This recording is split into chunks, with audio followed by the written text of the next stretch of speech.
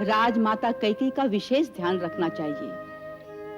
वो इस समय पश्चाताप की अग्नि में जल रही हैं।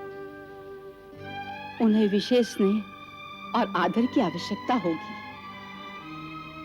उनसे एक ही शिक्षा सीखनी चाहिए कि किसी मंथरा जैसी घर फोड़ी की चिकनी चुपड़ी बातों के बहकावे में आकर अपने कुल की एकता को नहीं तोड़ना चाहिए। यह तुम्हारा कर्तव्य है कि अपने अपने पति पर ऐसा प्रभाव डालो जिससे चारों भाइयों का प्रेम परस्पर बढ़ता रहे।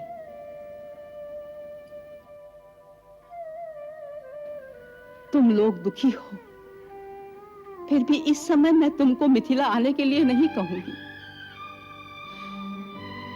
तुम्हारी ससुराल पर यह विपत्ति का समय है। इस समय अपने पतियों, माताओं और समस्त बंधु बांधवों का दुख बांटना ही तुम्हारा धर्म है। 14 वर्ष के पश्चात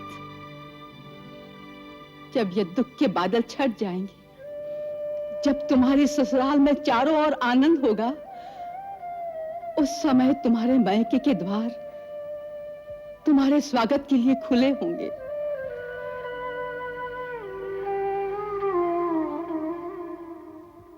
श्री राम, लक्ष्मण, देवी सीता सहित आपके दर्शनों की आज्ञा चाहते हैं। राम आ गए। आज कितना शुभ दिन है। हम स्वयं उनका स्वागत करेंगे। राम, देवी अनसुईया से मिलो।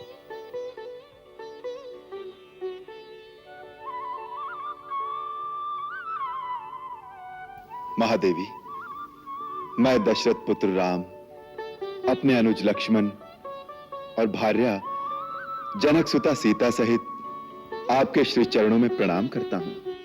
आयुष्मान भव।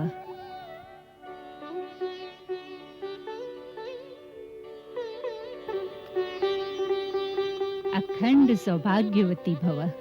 हमारी ओर से महाराज को धन्यवाद कहिएगा महारानी। उन्होंने आकर अयोध्या के राजवंश को एक घोर संकट से बचा लिया। नहीं तो मुझे भय था कि भरत भावना के आवेश में आकर न जाने क्या कर बैठता। हमें आपका भी धन्यवाद करना है। यह अयोध्या पर विपत्ति का समय है। ऐसे समय में आपकी चारों पुत्रियों ने ऐसा आदर्श चरित्र दिखाया जिसके संसार में कोई तुलना नहीं हो सकती। मैं इनका दुख, इनकी पीड़ा समझ सकती, परंतु इन्होंने अपना दुख कभी व्यक्त नहीं होने दिया। हमारी सेवा में ही अपना सर्वस्व लगा दिया, जैसे ये पुत्र वधू नहीं, हमारी अपनी बेटियां हो। राजमाता, इस समय यह सचमुच ही आपकी बेटियां हैं, मेरी नहीं। मेरा नाता तो विवाह के दिन ही समाप्त हो गया। यह इनका सौभाग्य है कि जिन्हें आप जैसी महान माताएं मिली हैं। आपकी कोख धन्य है राजमाता। ऐसे पुत्र रत्न कई जन्मों के पुण्य से प्राप्त होते हैं, एक से एक महान, जिनके कारण आज हमारा मस्तक गर्व से ऊंचा हो गया है।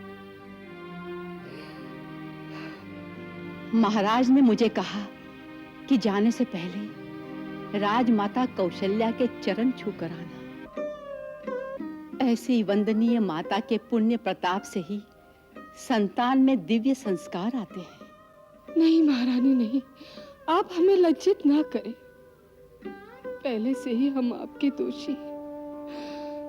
हम इन सबको कोई सुख नहीं दे सके। अब सीता को ही देखो, राजरानी बनाने का वचन देकर महाराज उसे मिथिला से लाए थे, परंतु हमने उसे वन के कांटों में नंगे पांव भेज दिया। राजरानी होना तो एक साधारण बात थी। मेरी सीता को आज वह पद प्राप्त हुआ है जहां सारा संसार उसकी वंदना करता है। ये आप ही के आशीर्वाद का फल है राजमाता। उसमें मेरा कुछ नहीं। माँ की शिक्षा ही बेटे को अच्छा या बुरा बना सकती। ये आप ही की शिक्षा का फल है, जो आज सीता ने हम सब नारियों का गौरव बढ़ा दिया है।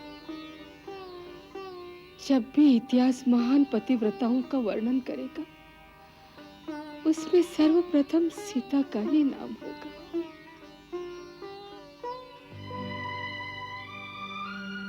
राजमाता के मुख से तुम तीनों की प्रशंसा सुनकर मेरा हृदय गदगद हो गया। अपनी बड़ी दीदी सीता को देखो, अपने उत्तम आचरण से कैसे उसने सभी प्राणियों का आदर प्राप्त किया है। उसी की भांति तुम तीनों को भी त्याग और सेवा के कीर्तिमान स्थापित करने चाहिए। अपनी तीनों सासों का समान रूप से आदर करना चाहिए और किसी भेदभाव के बिना तीनों की सेवा करना तुम्हारा परम कर्तव्य है। राजमाता कैकेयी का विशेष ध्यान रखना चाहिए। वो इस समय पश्चाताप की अग्नि में जल रही हैं। उन्हें विशेष स्नेह और आदर की आवश्यकता होगी। उनसे एक ही शिक्षा सीखनी चाहिए कि किसी मंथरा जैसी घर फोड़ी की चिकनी चुपड़ी बातों के बहकावे में आकर अपने कुल की एकता को नहीं तोड़ना चाहिए।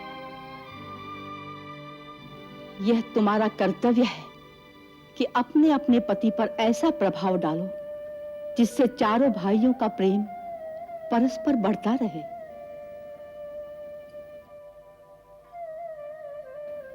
तुम लोग दुखी हो, फिर भी इस समय मैं तुमको मिथिला आने के लिए नहीं कहूंगी।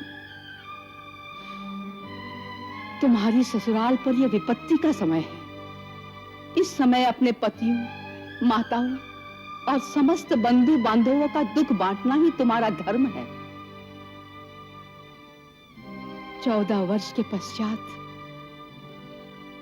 जब ये दुख के बादल छट जाएंगे, जब तुम्हारे ससुराल में चारों ओर आनंद होगा, उस समय तुम्हारे मायके के द्वार तुम्हारे स्वागत के लिए खुले होंगे।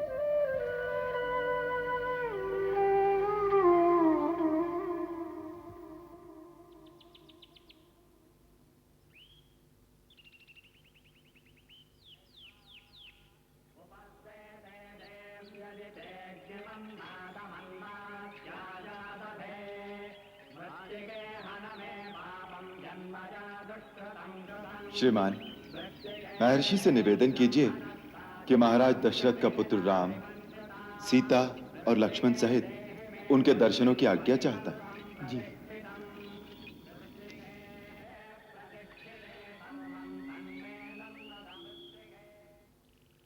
अहम ब्रह्मास्मि। श्री राम, लक्ष्मण, देवी सीता सहित आपके दर्शनों की आज्ञा चाहते हैं। राम आ गए। आज कितना शुभ दिन है। हम स्वयं उनका स्वागत करेंगे।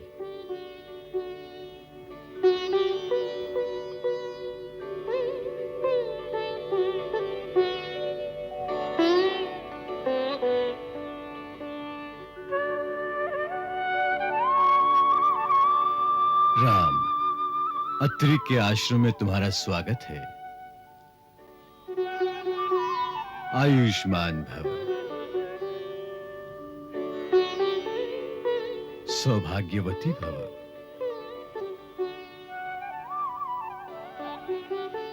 कल्याण हो।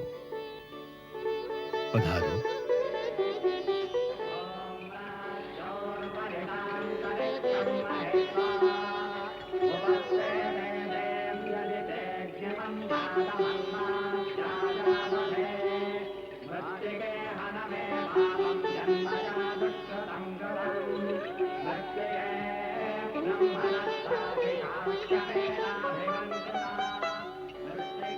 राम, देवी अनसुईया से मिलो।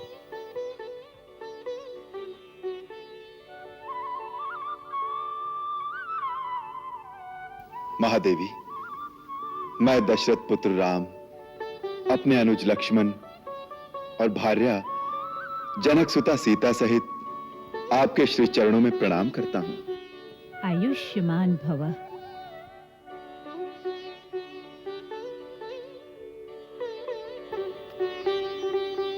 अखंड अखंड सौभाग्यवती भव।